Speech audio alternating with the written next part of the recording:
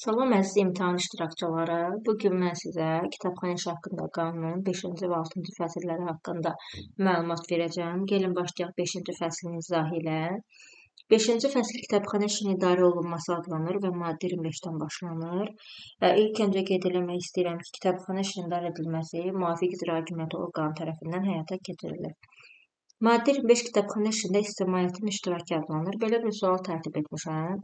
Kimlər kitabxana fondlarının zənginləşdirilməsi, oxuculara xidmət işinin təkmilləşdirilməsi, kitabxanaçılıq proqramlarının və tədbirlərinin hazırlanması və həyata keçirilməsində iştirak edirlər? Baxın, belə bir sual düşə bilər. Bu zaman biz variantlarda əgər dövlət və qeyri-dövlət orqanları, kitabxana işi sahəsində ictimai birliklər və hüquqi və fiziki şəxslər. Yəni, siz bunları gördüyünüz zaman bilin ki, məhz bunlar həmən tədbirlərin hazırlanmasına, proqramların hazırlanmasına və həyata keçirilməsinə iştirak edirlər. Bir də sayaq, dövlət və qeyri-dövlət orqanları, kitabxana işi sahəsində olan ictimai birliklər, hüquqi və fiziki şəxslər. Keçək digər slaydımıza. Mülkiyyət formasından asılı olmayaraq kitabxanaların elmi metodik təminatı hansı kitabxanalar tərəfindən həyata keçirilir? Deməli, elmi metodiki təminat Milli Kitabxana tərəfindən və elmi metodik mərkəz statusuna malik olan kitabxanalar tərəfindən həyata keçirilir. Dedik ki, bir Milli Kitabxana tərəfindən, bir də elmi metodiki mərkəz statusuna malik olan kitabxanalar tərəfindən. Bəs bu elmi metodiki mərkəz statusuna malik olan kitabxanalar nələri təmin edir? Deməli, baxın, qeyd eləmişəm, kitabxanaşünaslığa, biblioqrafiyaya və informasiya dair metodiki materiallar nəşr edir.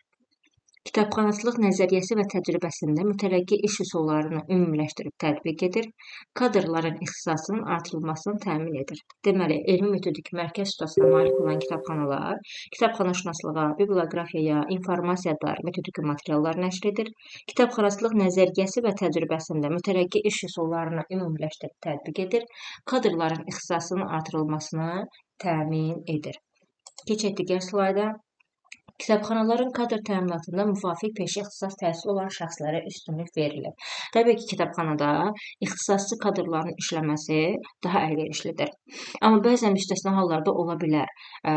Kitabxanaçılıq ixtisasını bitirməsin, yəni peşə ixtisas təhsili olmasın, ancaq yüksək təcrübəyə malik ola bilər. Kitabxanada iş staşı çox ola bilər, illərlə işləyən bir işçi ola bilər və bu zaman həmən şəxsin kitabxanada işləməsinə belə deyim, maneçilik törətmirlər. Amma əsasən kitabxanalarda kadr təminatında peşə ixtisas təhsili olan şəxslərə üstünlük verilir. Təbii ki, müstəsna halı da biz burada qeyd elədik, çünki müstəsna hal var. Müstəsna hallar nə zaman ola bilər? Peşə ixtisas təhsili olmayanlar üçün müstəsna hallar ancaq yüksək təcrübəyə malik olması və kitabxanada çox illik iş stajına malik olan mütəxəssislər işləyə bilər. Dövlət mülkiyyətində olan kitabxanalar hansı mənbələr hesabına maliyyələşdirilir? Baxın, dövlət mülkiyyətində olan kitabxanalar təbii ki, maliyyələşməlidir. Bunlar dövlət büdcəsindən maliyyələşir, büdcədən kənar daxil olmalar ola bilər və qanunvericiliklə qadağan olmayan digər mənbələr hesabına, dövlət büdcəsi hesabına, büdcədən kənar daxil olmalar hesabına və qanunvericiliklə qadağan olmayan digər mənbələr hesabına. Bələdiyyə və özəl mülkiyyətdə olan kitabxanalar bəs necə maliyyələşir? Bunu deyək. Bir, bələdiyyə və özəl mülkiyyətdə olan kitabxanalar öz vəsaitləri hesabına maliyyələşə bilər. Bir də qanunvericilikdə tənzimlənən fəaliyyətdən əldə edilmiş gəlirlər hesabına maliyyələşə bilər.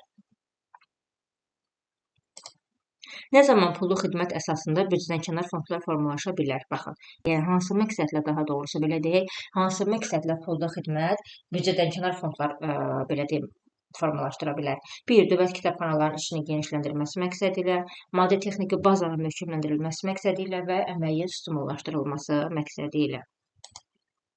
Dövlət kitabxanalarında pullu xidmət yalnız əlavə əmək sərfi tələb edən və müvafiq icra hakimiyyəti orqanı tərəfindən müəyyənləşdirilən xüsusi xidmət növlərinə aid edilir. Dövlət kitabxanalarında pullu xidmətin haqqı müvafiq icra hakimiyyəti orqanı tərəfindən müəyyən edilir. Kitabxanaların maddi texniki bazasını möhkəmləndirmək məqsədi ilə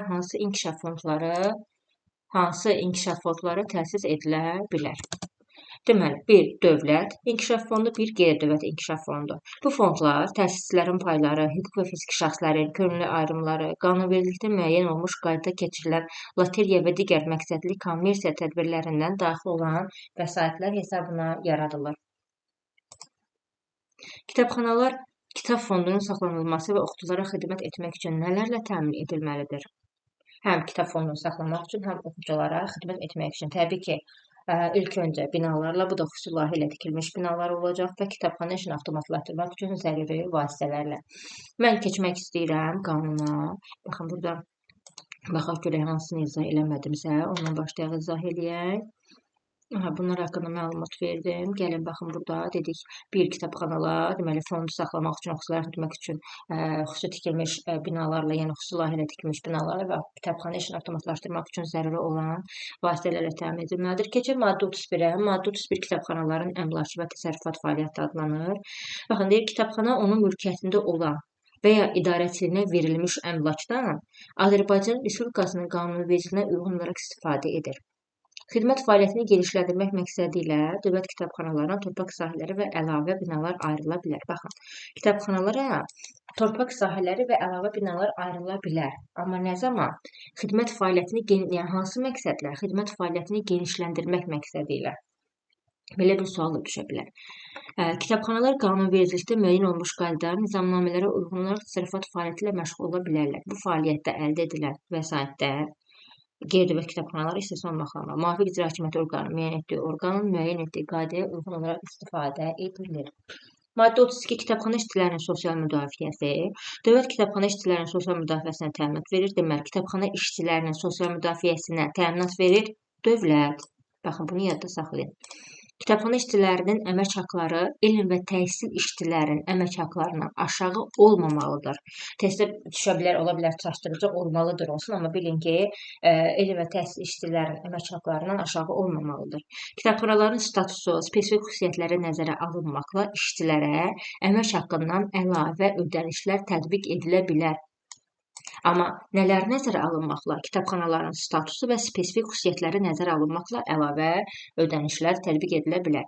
Müvafiq icra hakimiyyəti orqanları, müəssisə, idarə və təşkilatlar öz tabeçiliyində olan kitabxanaların işçilərinə əlavə kompensasiyalar müəyyən edə bilərlər.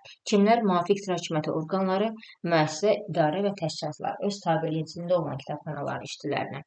Kitabxana işçiləri öz peşə və sosial hüquqlarını təmin etmək məqsədi ilə qanunvericiliklə müəyyən olmuş qaydada ictimai birliklər yarada bilərlər. Baxın, sual düşə bilər. Kitabxanalar ictimai birliklər yarada bilərlərmi? Yarada bilərlər. Amma hansı məqsədlə? Öz peşə və sosial hüquqlarını təmin etmək məqsədi ilə. Bunu yadda saxlayın. Öz peşə və hüquqlarını təmin etmək məqsədi ilə. Keçək 6-cı fəslə, son fəslə, yekun müddəalara. Baxın, maddə 33 kitabxana işi sahəsində beynəlxalq əməkdaşlıq adlanır. Kitabxana işi sahəsində beynəlxalq əməkdaşlıq Azərbaycan Respublikasının tərəfdar çıxdığı dövlətlərarası müqavilələr əsasında həyata keçirilir.